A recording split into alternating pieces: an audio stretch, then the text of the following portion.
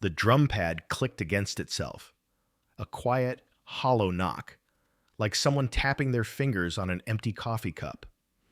That's what I remember most from that afternoon. The sound of rhythm without meaning, echoing off the concrete walls of a studio I no longer felt at home in. Caleb sat across from me, humming something tuneless, with his eyes closed, mouthing words that used to come from my notebooks. And I just sat there, watching him take credit in real time. It started earlier than that, though, months earlier, before the contracts, before the bridge, before the silence between us started sounding more like applause. Let me go back. We met freshman year, second week of college. Both of us were standing in line at the dorm cafeteria with guitars slung on our backs like we were in a scene from a coming-of-age movie. I had a beat-up Martin with a chipped headstock. His was a black Fender acoustic with a fake autograph scribbled near the sound hole. Not a real one, just something his cousin wrote as a joke. He laughed about it before I even said anything. Don't judge the ink. It's cursed. Makes me sound better than I am. I liked him immediately. Caleb had that kind of charm, the sort that let him get away with being 15 minutes late and still convincing everyone the night didn't really start until he showed up. We clicked fast, started writing songs together after a few late-night jam sessions in the dorm stairwell. Acoustics were terrible, but it was quiet, and nobody told us to shut up. By sophomore year, we were opening for student showcases and playing small bars on weekends. He sang lead, I played backup. Sometimes I'd take a verse or two, but mostly I wrote. It was never something we argued about. He had the voice. I had the words. And I was okay with that. At least, I thought I was. There was this one night, winter break sophomore year, when the snow had frozen everything over and the power flickered just enough to make the apartment feel haunted. We were holed up in my parents' basement with a bottle of bourbon Caleb brought as a writing ritual. He passed out early, still holding the neck of his guitar like a security blanket. I couldn't sleep, so I wrote a song, raw, quiet, about a girl who left a letter on the back of a receipt, the kind you find months later, creased between an old bill and a couch cushion. I called it August Receipts. The lyrics came all at once, like they'd been sitting in me, waiting for the quiet. I didn't show him right away. Not because I didn't trust him. I did then. But because it felt like mine. Like something too honest to hand off. But when I finally played it for him, weeks later, his eyes lit up. Dude, that's a fucking hit. He said it like I'd just given him a Christmas gift. I smiled, because that's what you do when your best friend hypes you up. But somewhere in the back of my throat, something tensed, and I didn't know why. We recorded it on a phone, just scratch vocals and acoustic. He begged me to let him polish it up with the band. Just let me try it live, see how it hits. I agreed. It was still our band, him front, me back, and that was the unspoken rule. But August Receipts wasn't just another song. It hit different. When he sang it at open mic that month, people stopped drinking. Someone actually shushed their friend mid-conversation. That never happened with our usual set. Afterward, he slapped my back and said, "We're going to ride this one." But he never said you wrote this on the mic. Not once. I told myself I was overreacting, that it didn't matter who said it. We both knew where it came from. Until the EP. I wasn't in the studio the day they tracked final vocals. Caleb said the schedule changed last minute, that the label guys wanted to knock it out quick. It didn't sit right with me, but I let it go. I figured he'd call after. We always debriefed after sessions. He didn't. Instead, a Dropbox link showed up in my inbox 2 days later. Final masters. I hit play on August Receipts first. It sounded good. Too good. My stomach twisted before the second verse even hit. The bridge was different. Not completely, just one line. But it shifted the whole meaning, took the sadness, and replaced it with something performative. glossed over the raw part like it made him uncomfortable. The original line was, "Your scent on the receipt, 2 sugars, 1 goodbye." He'd changed it to, "Your lipstick on the receipt, 2 glances, 1 goodbye." It scanned the same, fit the melody, still poetic, sure, but it wasn't mine anymore. I didn't say anything that night, or the next. I just sat with it, kept replaying the version in my head versus the one they mixed down. What bothered me most wasn't the change itself. It was that he didn't tell me. No heads up, no, "Hey man, I tweaked a line, hope that's cool." Just a silent overwrite, like I didn't exist in the creative process at all. That's when I started digging. Turns out, he'd been meeting with the label rep solo, had a few side sessions with a producer in town. I wasn't on the contracts. My name wasn't in the lyric credits, not even a shared copyright. The kicker? The official songwriting credit on August receipts read, "Caleb Moore, ASCAP, just him." It's weird. Betrayal doesn't always feel like a stab. Sometimes it's a slow bruise you notice only when you press on it the wrong way. I texted him, kept it simple. "Hey, can we talk about the lyric change in the bridge?" No reply. Next day, nothing. I called, straight to voicemail. 2 days later, he posted an Instagram clip of the band rehearsing the EP release set. In the caption, "All original songs, can't wait for y'all to hear my heart on this one." I don't know what got me more, the word original or the word my. I stopped going to practice, said I was dealing with a family thing. Caleb didn't check in. The rest of the band didn't either, honestly. Maybe they assumed we had some fight and didn't want to take sides.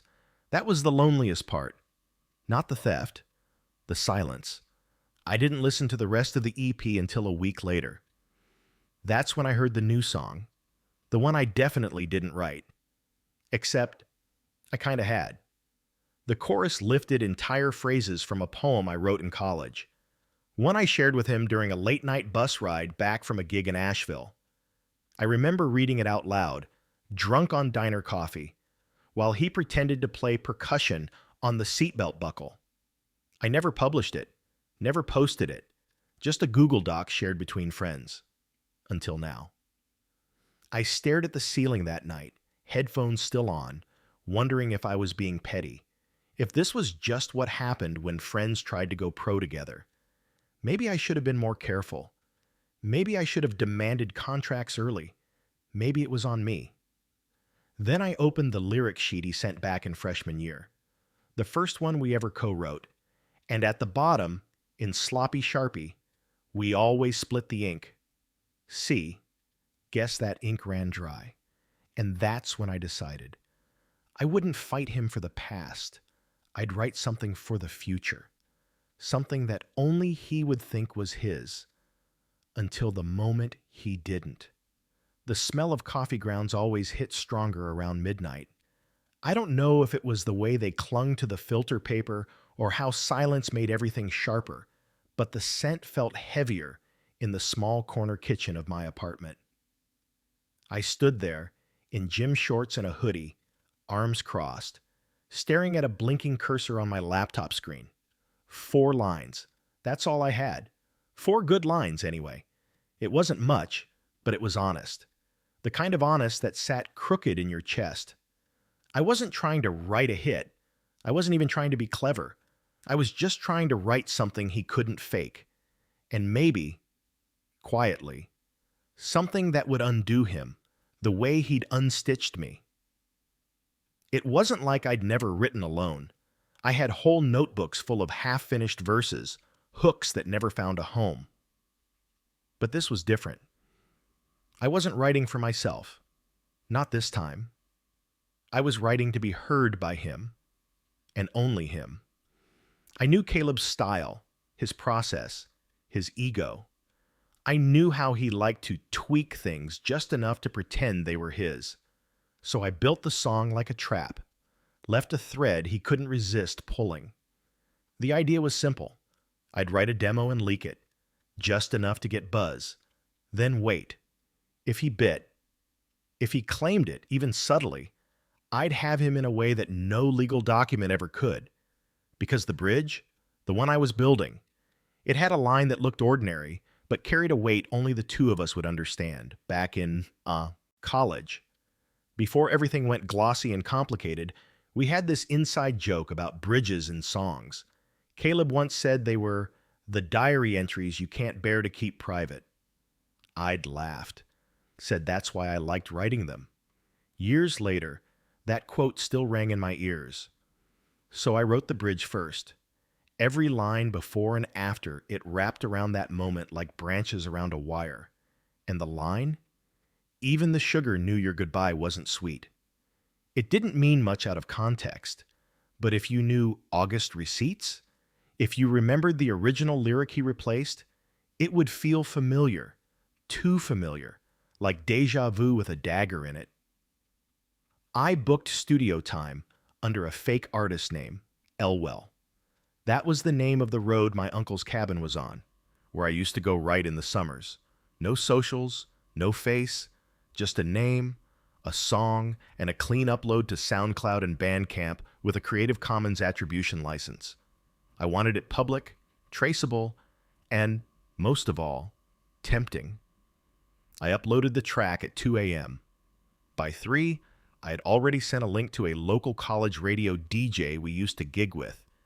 His name was Corey, and he owed me a favor from back when I helped him troubleshoot his demo rig during finals. Check this out. Feels like something Caleb would rip, doesn't it? It was bait, but it was also true.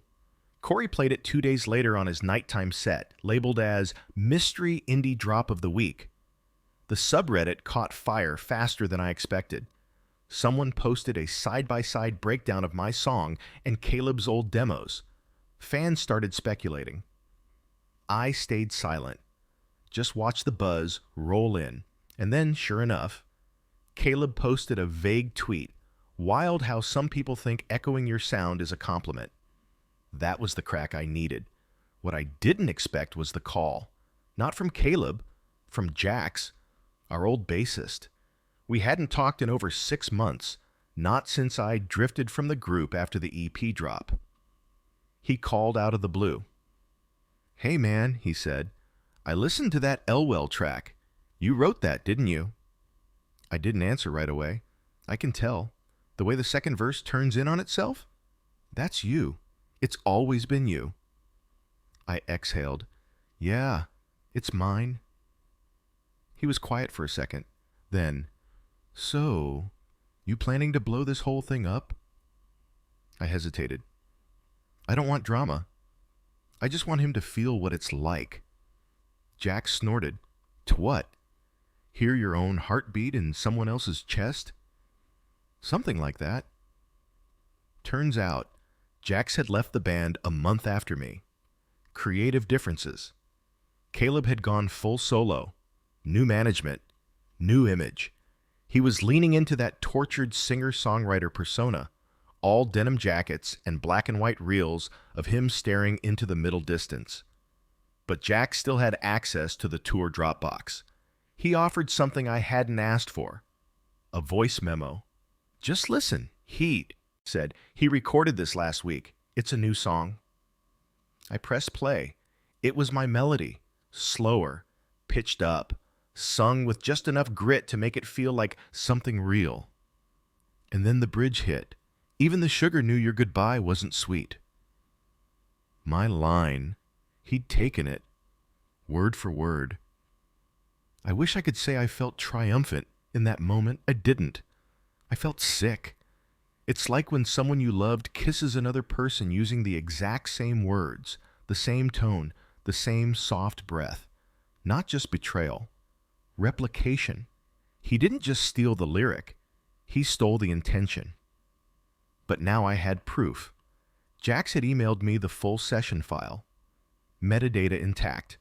Time-stamped before Caleb ever posted the teaser clip to his socials. I didn't plan what happened next. Not entirely, but I knew where it would lead. I emailed the clip, Caleb's demo, to Corey. Subject line, just so you know.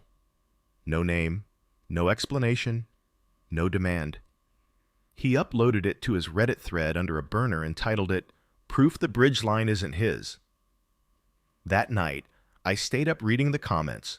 Damn, the new Caleb track rips off Elwell hard.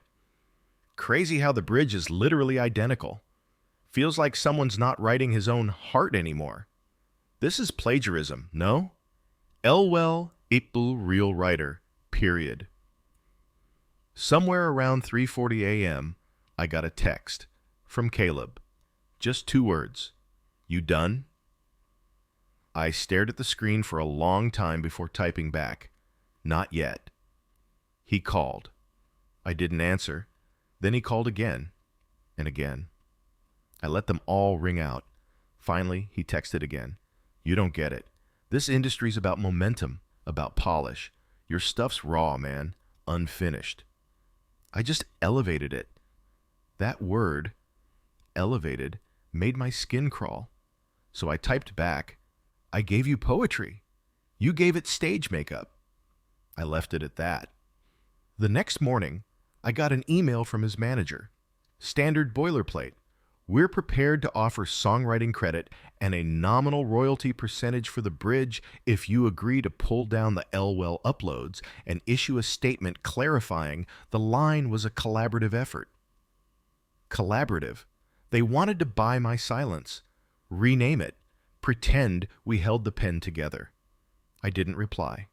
Instead, I opened a new doc, titled it Bridge Unburned, and I started writing again.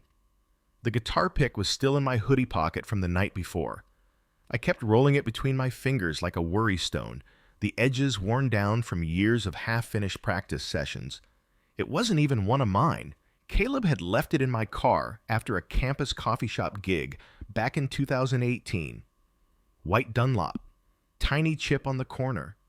I never gave it back. I pulled it out and placed it flat on my desk.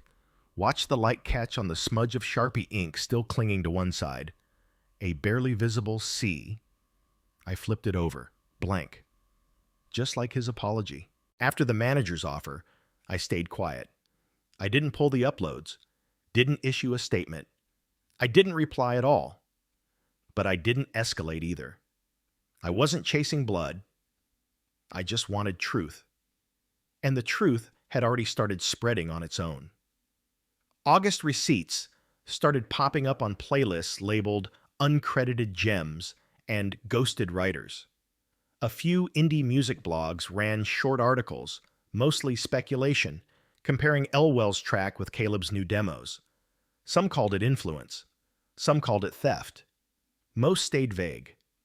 I didn't care about headlines. I cared about that bridge line. That one lyric that made him twitch. Then came the podcast. It was a mid-tier music discussion pod, Undercut Frequencies, hosted by 2 semi-burnt-out Berkeley grads who'd built a small but loyal following. They liked to feature obscure, unsolved cases in songwriting, sort of like the Disgraceland of indie music. I used to listen to them during long drives back from open mics. They did a full 40-minute episode comparing Caleb's bridge line to mine. They didn't name me, just referred to the writer behind Elwell, but the segment cut deep. They even pulled up archival footage from a college open mic where I performed a rough early version of the same lyric. Audio grainy, but clear.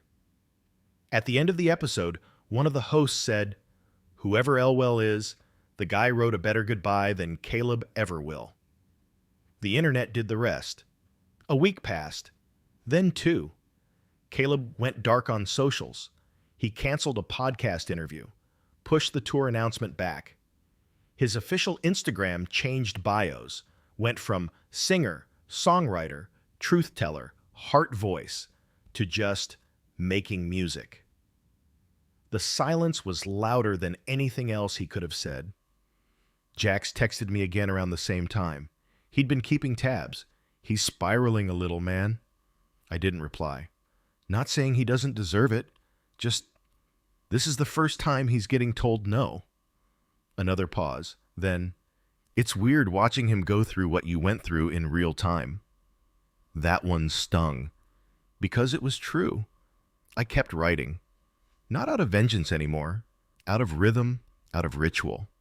Every morning before work, I opened a new doc and added something. A verse, a line, a hum I'd recorded in voice memos during a walk.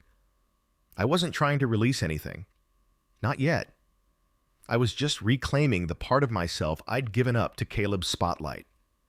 The Elwell track, the one with the bridge line, was getting remixed by strangers now. People I'd never met. Bedroom producers flipping the hook into lo-fi loops and soft house beats. Some were beautiful, some were messy, but none of them stripped the meaning. None of them pretended the bridge wasn't real. Then came the message, from an account I didn't recognize. No profile picture, no bio, but the username? @ToolSeamWrites. I knew that handle. Back in sophomore year, Caleb tried to launch a poetry page before he rebranded as a musician, posted a few broody stanzas about city lights and echoing stairwells, deleted the whole thing when his ex commented, "Try again." I clicked the message, "You win." That's all it said. No punctuation, no context, just, "You win." I stared at it for a long time, longer than I should have, because that wasn't what I wanted either. I never replied to the message, but it followed me into the next few weeks like a pebble in my shoe. I started wondering if I'd gone too far, if turning my grief into a trap made me just as manipulative as he'd been. But then I'd remember the silence, the way he changed the bridge without a word, the way he cashed checks with my feelings stitched into the chorus, the way he looked at me during our last studio session like I was just furniture. So no, I didn't feel bad, but I didn't feel good either. One night I found myself outside the old rehearsal space we used to rent on Wednesdays. I don't even know why I went. Nostalgia, maybe. Or just wanting to see if the air still smelled like stale pizza and resin from Caleb's broken capo. It was locked. But through the window, I could see someone had scribbled lyrics on the whiteboard we used for brainstorming. Faint, half-erased lines. She left a note on the checkout slip. I blinked. The next line was smudged, but I could still make out the last words. Couldn't carry both of us. That was mine. From a poem I'd written junior year. One I never performed. One I'd only read out loud once. To Caleb, while we sat on the hood of my car outside a Walmart after a 2 a.m. snack run. I remember how quiet he got after. He'd said, "Damn, that's heavy." I'd replied, "So is silence." He never forgot that poem. Guess I never forgot that silence. I stood there for a long time, watching my own words fade behind glass. It didn't make me angry. It made me tired. I walked back to my car, sat down, and recorded a new voice memo. No lyrics, no melody, just the sound of me saying, "It still belonged to me even when you used it." I didn't know what I'd do with that recording, but it felt necessary. The next morning, I got an email from an indie label in Nashville. Subject line, "Interested in Elwell?" The body was short. A young A&R rep had stumbled across the track, said the bridge crushed him, asked if Elwell had more. I stared at the email for a few minutes before typing back. Just one line. Yeah, he does. The label rep's name was Theo, 24. Wore too many rings. Spoke like every sentence was trying to land softly. Our first meeting was a Zoom call.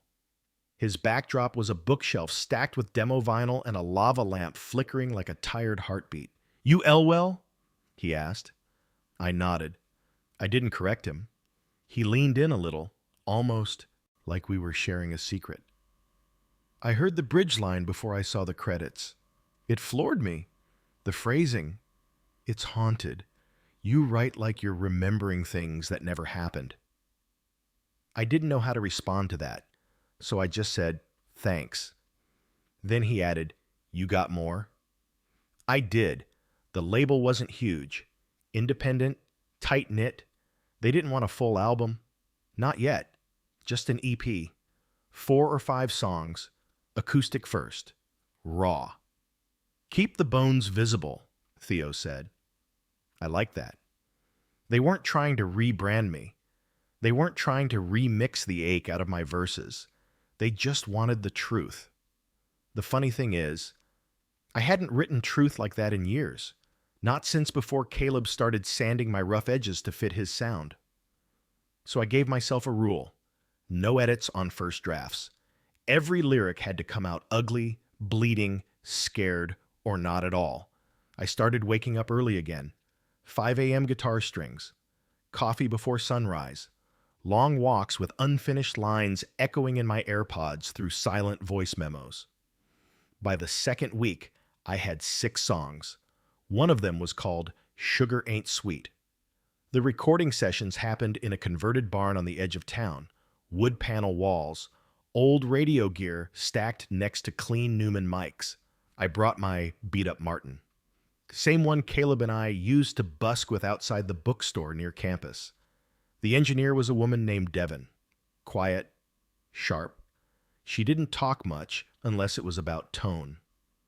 "This take's got some splinters in it," she said after one run. "Keep 'em."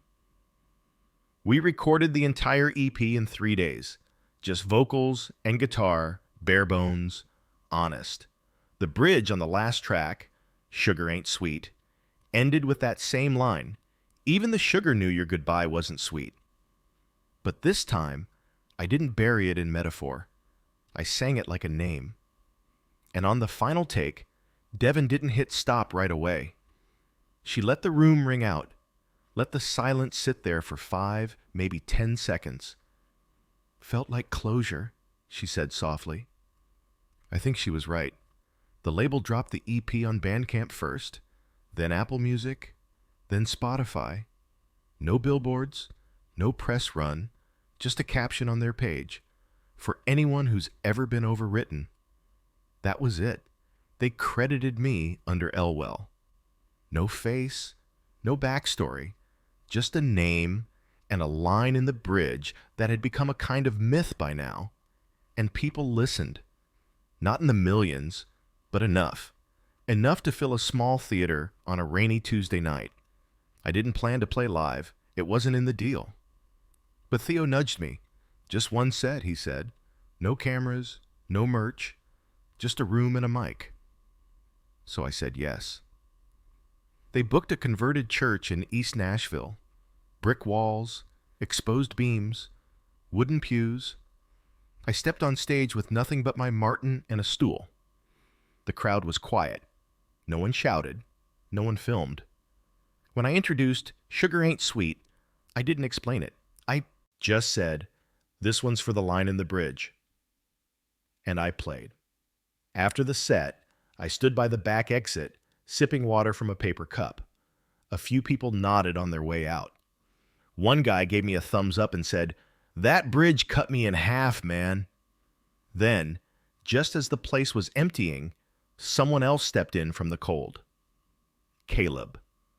I recognized the jacket first. Same leather one he wore to every gig back in school. The collar was more frayed now. His hair was longer, pulled back. He looked like someone trying not to be noticed. But I noticed. He walked up slow, hands in pockets. I didn't say anything. He spoke first. "I almost didn't come." I shrugged. "But you did." He nodded, looked down at his shoes. I heard the whole set. I waited. "I didn't know how much of it was about me," he said. I smiled, just a little. "None of it, all of it. Depends who's listening." He let that hang. Then he said, "That line in the bridge. You know the one." I stayed quiet. He sighed. "It never hit me like that until tonight." I tilted my head. "Then maybe you finally heard it." He looked older. Not in his face, in his stance, like the weight of pretending had worn his spine crooked, like he was still standing up straight but barely. "I'm not here to fight," he said, "or defend what I did." Then why are you here? He reached into his jacket pocket, pulled out a folded piece of notebook paper. I found this the other day, he said. It's from your old poetry binder, the one you left at my place junior year. I took it. It was the poem, the full one. Checkout slip. My handwriting, scribbled edits in red, his, not mine. I hadn't seen this page in 5 years. I kept it, he said. I think I knew even then it wasn't mine to touch. I didn't know what to say, so I asked, "What do you want from me?" He shook his head. "Nothing." Then he added, "I just wanted you to know I finally understand what that line meant." I stared at him. "Do you?" I asked. He nodded once. "It was never about the goodbye." I looked down at the paper. "No," I said. "It was about who said it first." He left after that. Didn't ask for forgiveness. Didn't offer some late-stage confession. Just left. And for the first time since the bridge line got stolen, I didn't feel like I had something left to say. I just felt done. That night, I slid the paper back into my binder, the same one I used in college. Most of the pages were yellowed now. Some had coffee stains. A few still had Caleb's old notes scribbled in the margins. But that page? I didn't touch it, didn't edit, didn't erase. Just let it stay. Crooked and soft, exactly how I wrote it. Because some words don't need bridges anymore. They've already crossed. A few months passed. The Elwell EP never charted. No sync deals. No viral TikToks. But it stayed. People kept messaging the label asking if Elwell would ever play live again. A small forum started trading set lists and speculating about the writer's real name. Someone even made a bootleg t-shirt with the phrase, "Even the sugar knew." I didn't buy it, but I saved the image. Because somehow my quiet little revenge had turned into something bigger than revenge. Something that didn't need him anymore. Or me, really. Just the line. Living out there without either of us trying to control it. I took a job teaching songwriting part-time at a local community college. The pay wasn't much, but I liked it. Clean whiteboards. Kids who still believed lyrics could save things. One of my students, Jamal, was 19, soft-spoken, always wore headphones around his neck. One day after class, he waited till everyone left, then walked up to my desk holding his notebook like it was cracked glass. "Hey," he said, I wanted to show you something." He handed me a few lines. Verse, maybe a chorus. It was raw, clumsy in places, but the last line caught me off guard. Even the salt in the air missed her name. I looked up. He shifted his weight, nervous. "I kind of based it off that Elwell song. Hope that's okay." I smiled. "Yeah," I said. "That's more than okay." I never told my students who I was. Still haven't. But I started leaving short quotes on their returned assignments, small pieces of lyrics, half-formed metaphors, just enough to nudge, never enough to point. It felt like the right way to pass the ink forward. One night in spring, I got a package. No return address, just a vinyl sleeve with my name, my real name, handwritten on the label. Inside, a single pressed record. No branding, no liner notes. The track? August Receipts, acoustic version. I recognized the guitar immediately. My old Martin, the one Caleb had borrowed for a solo session before we stopped speaking. His voice was quieter on this version, less polished. No backup, no filters. But the bridge, he sang my line, the original line. "Your scent on the receipt, 2 sugars, 1 goodbye." Word for word. After the last chorus, he let the room go silent. Then, in barely a whisper, said, "This version was never mine." That was it. I didn't cry. I didn't clap. I just sat at the kitchen table for a while. The record spinning slow, the fridge humming like background harmony, My cat pawing at a grocery receipt on the floor, batting it around like something light enough to play with. I looked down at it, at the curl of the paper, the faint ink. Total $4.82, 2 sugars, 1 goodbye. I didn't call Caleb, didn't text, didn't DM. I didn't need to. The bridge was never about making him feel what I felt. It was about building something he couldn't follow me across. And I had. The Elwell project stayed low-key. One more EP. A surprise live set in Chicago under a different alias. A few tracks picked up by indie films. One day, a student of mine came in buzzing. "Have you heard this track? It's like heartbreak in 4 chords, but smart." He played it. It was mine. I just nodded. "Yeah, that one hits." He smiled, eyes lit. "Think I could write something like that?" I looked at him, at the open notebook, at the half-chewed pen tucked behind his ear. "Yeah," I said, "but only if it's really yours." These days, I don't worry about who's listening. I just write. Not for revenge, not for recognition, but for the line in the bridge, the one no one else can sing quite right, no matter how many ways they try to change it. Because when it's yours, it sings back. If this story moved you, subscribe for more real-life confessions and emotional journeys like this one.